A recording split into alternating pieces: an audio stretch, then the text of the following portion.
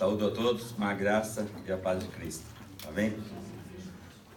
Muito bom chegar a esse momento da nossa conferência em que já ouvimos tantas coisas que o Senhor nos falou através do desenvolvimento deste livro. Tivemos até uma contribuição para uma nova perspectiva do tema, né? Como o Fabiano frisou há pouco. E me parece que faltava um pequeno exemplo de como são os dias bons e os dias maus. E aí o Senhor me ajudou, às 4 horas da manhã, a levantar com uma dor de garganta terrível. E eu orei e falei: Senhor, estou nas tuas mãos.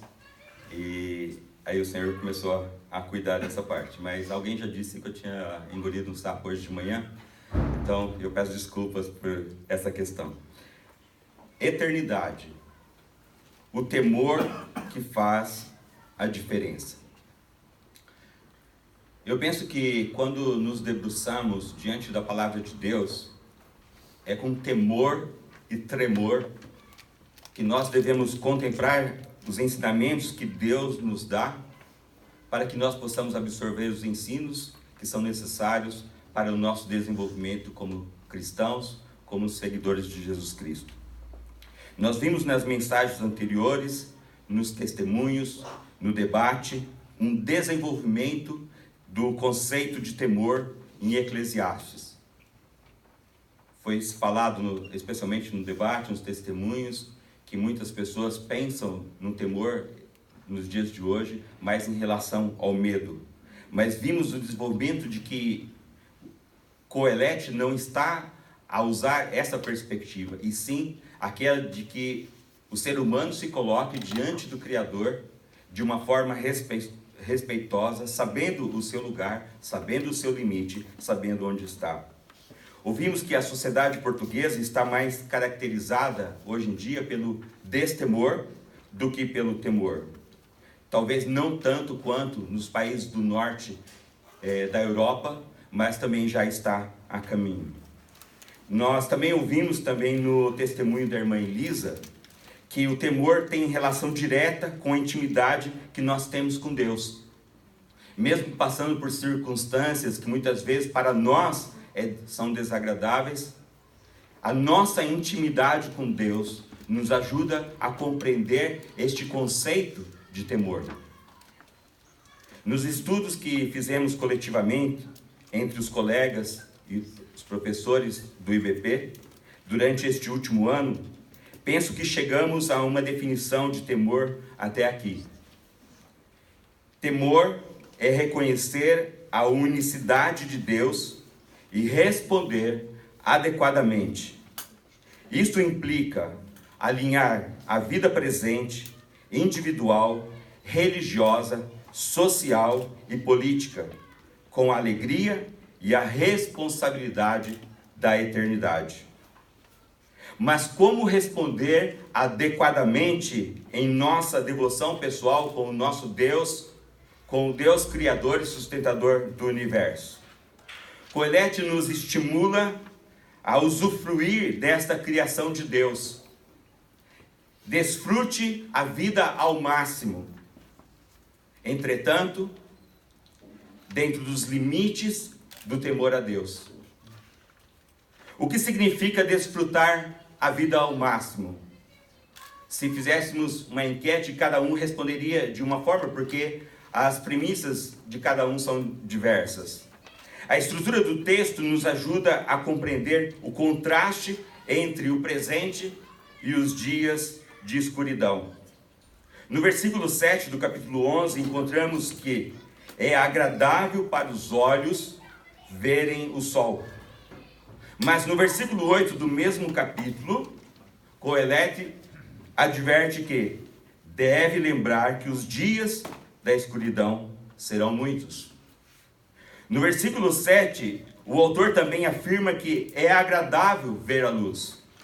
E ele usa a expressão, pois ela é suave, ela é doce. O escritor de Provérbios, no capítulo 4, verso 18, diz que a vereda dos justos é como a luz da aurora, vai brilhando mais e mais até ser dia perfeito.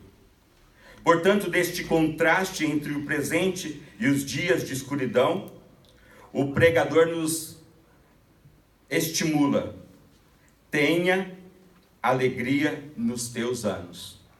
Aproveita as bênçãos de Deus. Observe a natureza, observe os animais, observe o canto dos pássaros, observe o som do vento tocando nas árvores. Quando fores à praia, observe o movimento das águas e a imensidão do mar. Contemple o universo do alto de uma montanha e observe a imensidão dos astros celestes, cada um no seu lugar, cada um criado pelo propósito exclusivo de Deus.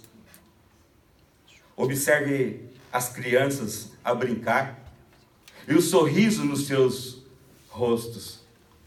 Há uma música que Louis Armstrong cantava há muitos anos atrás, no início do século passado, que falava: que mundo maravilhoso.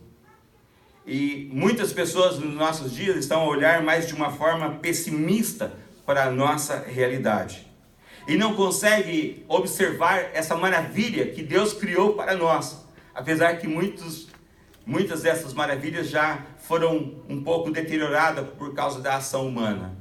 Mas é bela a criação de Deus.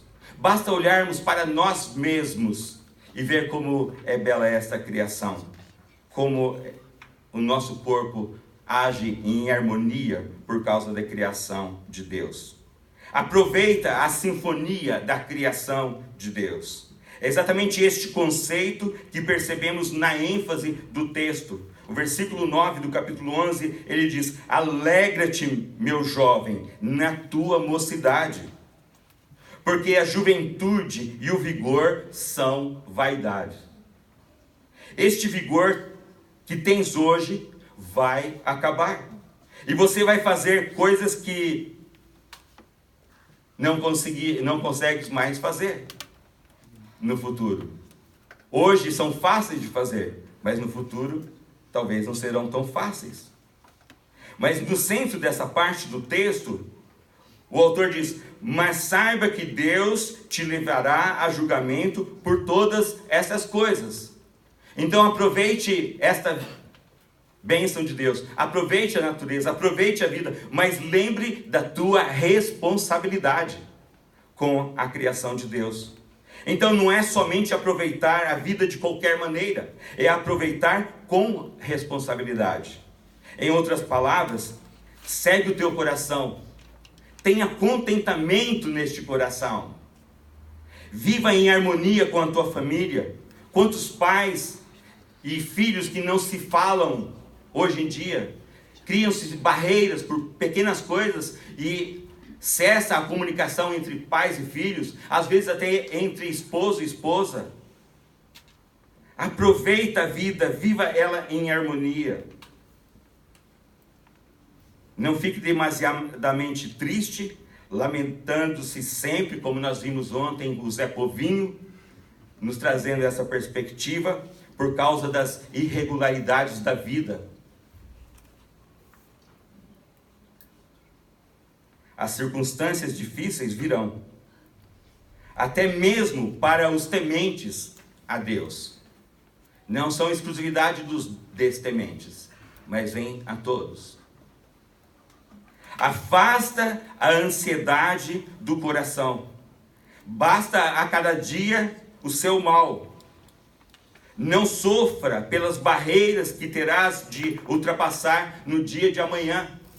Uma conta a pagar que você não sabe ainda de onde virá o dinheiro, porque será que nós teremos este amanhã? Será que nós vamos viver até amanhã para sofrer hoje com esta ansiedade? Para que então serve ficar ansioso? Jesus nos adverte no Sermão do Monte, no capítulo 6 de Mateus 31, ele diz: não andeis ansiosos por coisas nenhuma. E depois ele vai descrever os motivos da nossa ansiedade. O texto também nos traz outro contraste: juventude e velhice. Em 11:10, Coelete aconselha: elimina a ira do seu coração e afasta o mal do seu corpo, porque a juventude e o vigor são vaidade. Quantas pessoas, por serem jovens e bonitas, muitas vezes são orgulhosas. Mas essa beleza e essa juventude vai acabar-se. E daqui a pouco tu serás um velhote ou uma velhota. E não terás toda essa beleza. Por isso que no relacionamento conjugal deve ser desenvolvido o amor entre o cônjuge. Porque quando nos casamos, todos são belos. Mas depois, vão passando-se os anos. E a beleza vai se esvaindo. A sombria realidade da morte afasta todo o otimismo. Esta imagem nos comunica uma realidade que não podemos evitar. Uma realidade que teremos que passar. O vigor termina, a morte chega. No capítulo 12, Coelete vai propor uma poesia. A poesia sobre a vida e a morte. É importante notar que em todo este livro, o autor está a chamar a nossa atenção para a fugacidade desta vida. Esta vida é passageira. Não viemos aqui para viver a eternidade neste lugar. A nossa vida é passageira. Antes, porém, de olhar para esta poesia, podemos notar através da estrutura retórica resumida do livro de Eclesiastes, que esta mensagem é comunicada pelo autor. Ele está a nos comunicar em todo o livro essa fugacidade da vida. Que nós devemos ser tementes a Deus. Que devemos aproveitar a vida, mas com responsabilidade. E quando olhamos para essa estrutura retórica que é construída em todo o livro, e o pastor Taut já nos contribuiu dizendo que é como se fosse um sanduíche, um hambúrguer, e as duas partes do pão estão na extremidade, mas o recheio está no meio. Então nós vemos em uma das extremidades do início, no capítulo 1, dos versos 2 a 11, um poema sobre a vida curta e a sua insignificância. E quase no final do livro, no capítulo 10, versículo 20 ao capítulo 12, verso 8, o poema sobre a vida curta revisitada. Ali são mais conselhos práticos sobre como desfrutar a vida e lembrar-se de Deus na juventude. Depois, retornando lá para o início do livro, exemplificado por essa letra B, vemos o capítulo 1, versículo 12 a 2:26, a falha da sabedoria e ciência em descobrir o significado da vida. Mas vemos que está em paralelo com o capítulo 7, dos versos 15 ao 10:19. A falha da sabedoria revisitada, deixe-se guiar pela sabedoria, apesar das suas limitações. Depois vemos, representado pela letra C, o capítulo 3, verso 1 a 15, o poema sobre o tempo e a falha humana em entender o mundo. E vimos aí a construção até do nosso fado, há pouco, a letra do fado em cima deste poema. Mas vemos depois, novamente no capítulo 7, mas dos versos 1 a 14, o poema sobre o tempo revisitado, conselhos práticos, está em paralelo com a passagem anterior. Mas no centro, então o recheio que nós falamos há pouco, representado pela letra D, dos capítulo 3:16 a 6:12, teme a Deus, aprende a entender as perplexidades morais deste mundo e aproveita a vida apesar delas. Esse é um resumo daquilo que é a estrutura retórica de todo o livro de Eclesiastes. Diante da mensagem de Eclesiastes, segue-se um conselho aos jovens. A vida é curta demais. Portanto, o poema sobre a vida e a morte tem como objetivo levar os mais novos à reflexão, e não ao medo, mas à reflexão sobre as suas ações e sobre as suas responsabilidades. A vida não pode ser vivida de qualquer maneira. Não pode ser vivida sem responsabilidade. Não pode ser vivida sem temor. A morte se aproxima. Note que Coelete usa a expressão de advertência no texto. Antes que. capítulo 12, que nós lemos há pouco, lembre-se do seu Criador nos dias da sua juventude, antes que venham os maus dias, e os anos se aproximem, quando se vai dizer, não sinto neles prazer, antes do sol, da lua, das estrelas escurecerem. Depois no capítulo 12, 6, antes que o cordão de prata seja quebrado, e a taça de ouro seja quebrada. E aí ele continua. Coelete descreve este processo de aproximação da morte, a partir do versículo 3 do capítulo 12. Para chamar a atenção dos mais novos, a vida na terra não é eterna. Tem início a degeneração, o início da morte. Quando os guardas da casa tremerem, talvez ele faça referência aos braços, que são a proteção do corpo. E os homens fortes estarão encurvados, referência às pernas. No Salmo 147, verso 10, esta ideia está reforçada e associada à força.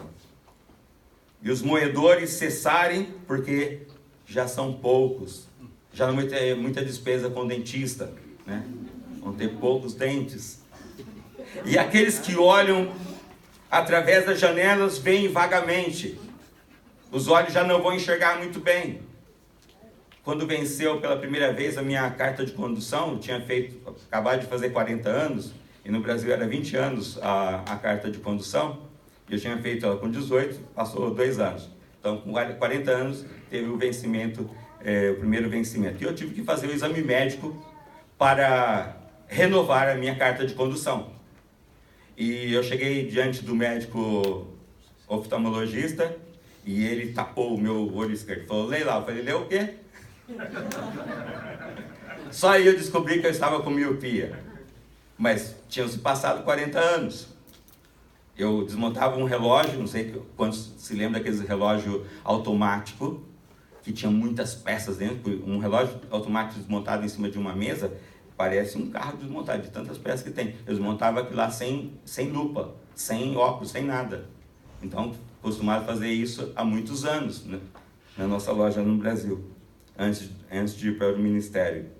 Mas naquele momento que o médico disse, leia lá, eu falei, lê o quê? Ele falou, vai procurar um oculista e depois a gente conversa. Depois você volta aqui. Então, aqueles que olham através das janelas veem vagamente.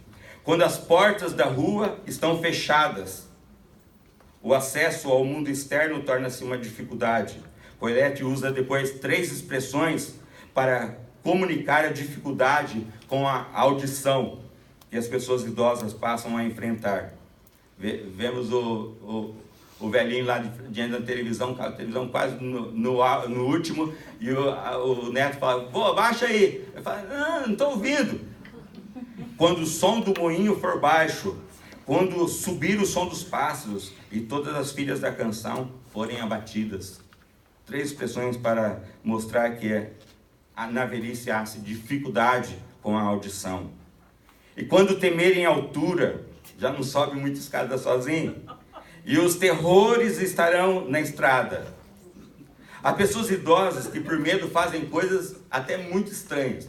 Eu me lembro que quando eu comecei a namorar a minha esposa, a Sandra, eu fui com ela na casa da sua avó Sila, e eu achei uma coisa muito estranha. Ela morava numa casa que era feita de madeira, mas quando eu entrei na casa, eu vi que tinha várias tábuas pregadas na janela, e eu não entendi aquilo.